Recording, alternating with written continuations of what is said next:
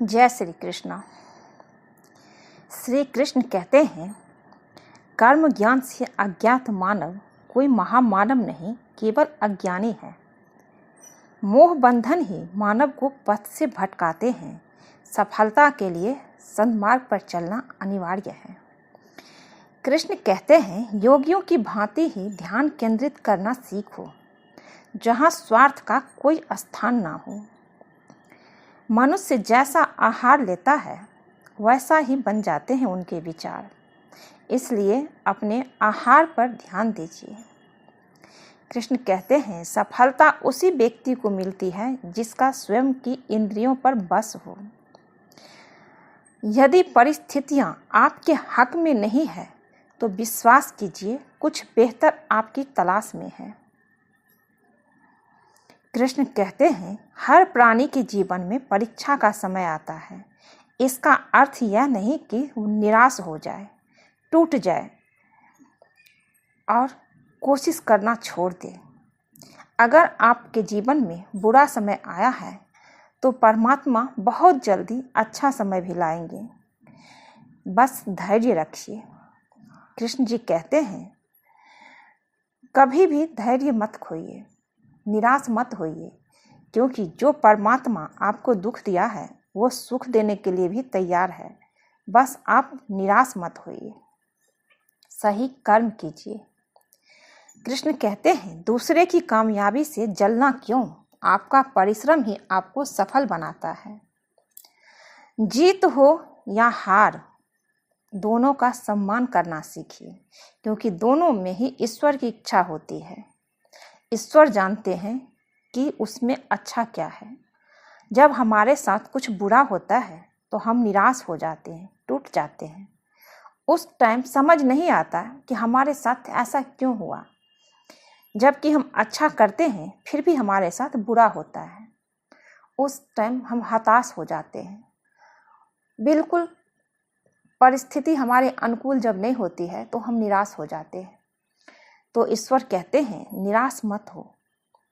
चाहे आपकी जीत हुई है, सफलता मिले या असफलता, निराश मत होइए, क्योंकि अगर आपको असफलता मिली है तो उसमें कुछ न कुछ ईश्वर की मर्जी होगी, अच्छा होगा। आपके साथ अच्छा होने वाला है, बुरा नहीं। हो सकता है परमात्मा इससे बेहतर सोच रखा है आपके लिए। कृष्ण कहते हैं, मन की परेशानी या समय की हैरानी का एक ही हल है कि आप अपने सवालों के जवाबों के पीछे ऐसे पड़ जाए जैसे आप एक हठयोगी हो। आप अपने सवाल खुद से ढूंढिए, ऐसे पीछे पड़िए और तब तक सवाल को जवाब ढूंढिए जब तक आपको जवाब ना मिल जाए। कोई भी मनुष्य किसी प्रतिष्ठित कुल या कुटुंब में जन्म लेने से नहीं, बल्कि अपने कर्मों से महान बनता है। वो क्या बनेगा, वो सिर्फ और सिर्फ उसका कर्म है। वो अमीर घर में पैदा होने से नहीं होता है या गरीब घर में पैदा होने से नहीं होता है।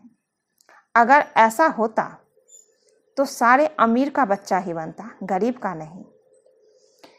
गरीब का बच्चा ज़्यादा आगे जाता है क्योंकि वो अपना कर्म करता है, वो अपना मेहनत करता है, उसको सब कुछ खुद से हासिल करना होता है। इसलिए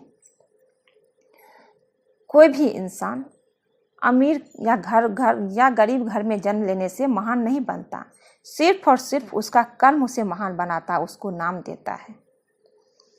योग कर्मों में उत्कृष्टता लाने की कला है। जो व्यक्ति अपने कर्म को पूरी निष्ठा और समर्पण से करता है वही सच्चा योगी है।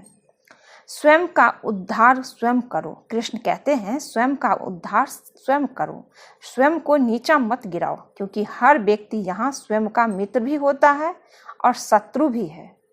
आप खुद फैसला कीजिए कि आप अपने मन का, आप अपने आप का मित्र बनेंगे या शत्रु। सुख दुख लाभ हानि, सफलता असफलता में समान रहना ही योग्य कहलाता है। आत्मा न जन्म लेती है न मरती है, यह नित्य शाश्वत और अजर अमर है। जैसे मनुष्य पुराने वस्त्रों को त्याग कर नए वस्त्र धारण करता है, वैसे ही आत्मा पुराने शरीर को छोड़कर नया शरीर धारण करती है। अपने धर्म का पालन करना, भले ही वो दोष युक्त हो, दूसरे के धर्म को अपनाने से श्रेष्ठ है।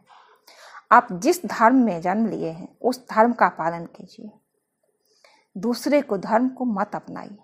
आप जिस धर्म में हैं उस धर्म को अपनाना ही श्रेष्ठता है। जो व्यक्ति दुख में विचलित नहीं होता, जो सुख में आसक्त नहीं होता, वही स्थिर बुद्धि वाला कहलाता है। श्रीमद् भगवत गीता में भगवान श्री कृष्ण ने अर्जुन को कर्म, धर्म और जीवन के रहस्यों को समझाया। खास तौर पर कर्म के सिद्धांत पर गीता का संदेश हर युग में प्रासंगिक रहा है। कर्म का अर्थ केवल कार्य करना नहीं, बल्कि इसे बिना किसी फल की आशा के निष्काम भाव से करना सिखाया गया है। आज के व्यस्त और प्रतिस्पर्धी जीवन में गीता के कर्म से जुड़े विचार व्यक्ति को सच्ची सफलता का मार्ग दिखाते हैं। यह सिखाते हैं कि हमारा कर्तव्य प्रयास करना है, फल की चिंता छोड़कर अपना सर्वश्रेष्ठ देना है। गीता का कर्म का संदेश हर व्यक्ति को जीवन के प्रति सकारात्मक दृष्टिकोण और आत्मविश्वास से भरने की शक्ति देता है। गीता सिर्फ एक किताब नहीं है, गीता हिंदू धर्म का सबसे बड़ा ग्रंथ है। गीता में सभी के सवालों का जवाब है। कोई भी समस्या हो, आप गीता सुनिए, उसमें आपको जवाब मिल जाएगा। गीता सिर्फ सुनने के लिए मत सुनिए, गीता पढ़ने के लिए मत पढ़िए, गीता को अपने जीवन में अपनाइए। गीता को अपने जीवन में अपनाकर एक बेहतर इंसान बनिए, अपना बेहतर कर्म कीजिए, ताकि आपका जीवन सफल हो जाए। योग कर्मों में कुशलता है। कृष्ण जी कहते हैं, जो हुआ वो अच्छे के लिए हुआ, जो हो रहा है वो अच्छे के लिए हो रहा है, जो होगा वो भी अच्छे के लिए होगा। आत्मा अजर, अमर और अविनाशी है, अर्थात आत्मा को न जलाया जा सकता न काटा जा सकता है।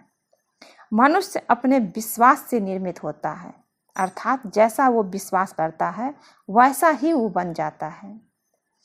आप अगर सकारात्मक सोचेंगे तो आपके साथ सब कुछ सकारात्मक ही होगा। आपके मन में नकारात्मकता आएगी तो आपके साथ बुरा ही होगा, अच्छा नहीं होगा।